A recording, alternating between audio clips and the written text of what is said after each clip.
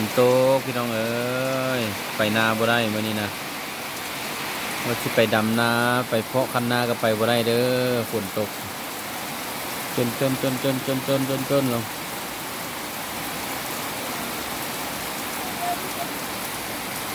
คิดฮอดบ้านบ่เนาะ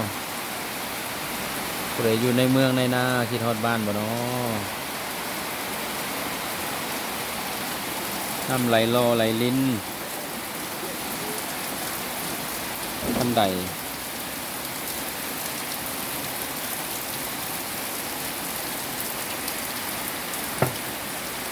อันนี้มันซาน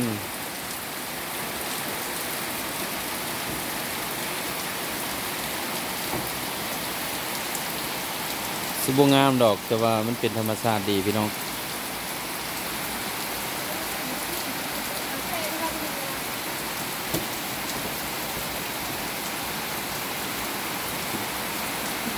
พี่สาวน้อยเพิ่นสิมาล้างถ้วยติ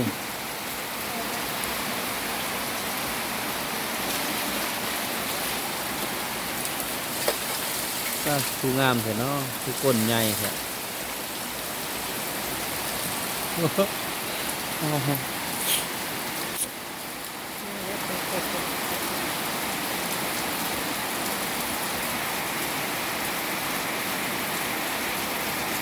ึงยามมาแล้วเนาะ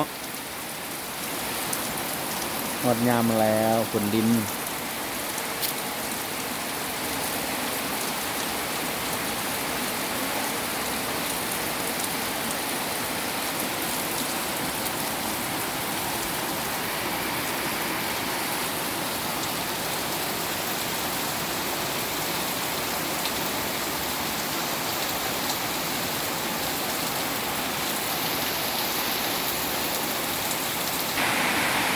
ต่อมาในเฮือนนี่พอ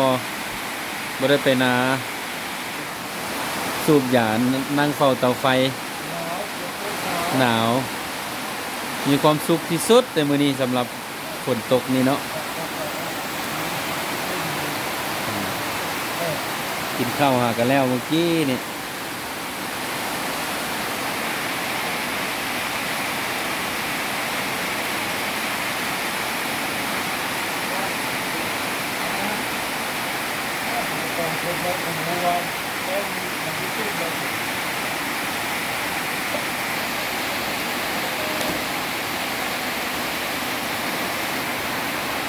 ก้อนเขาลูก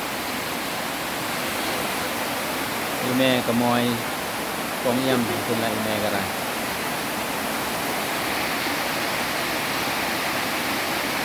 กินข้าวใส่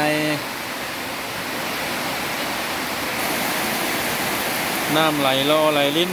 เดี๋ยวมันก็ท่วมตารางเลยแหละฝนลายนะ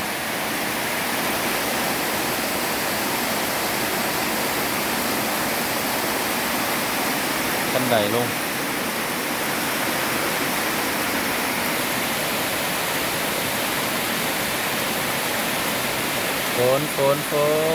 ฝนลงมา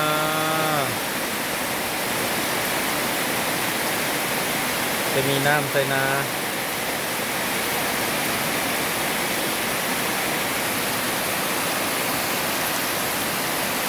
รถอีแตนกระโดกหมดแล้ววันนี้เงินมัน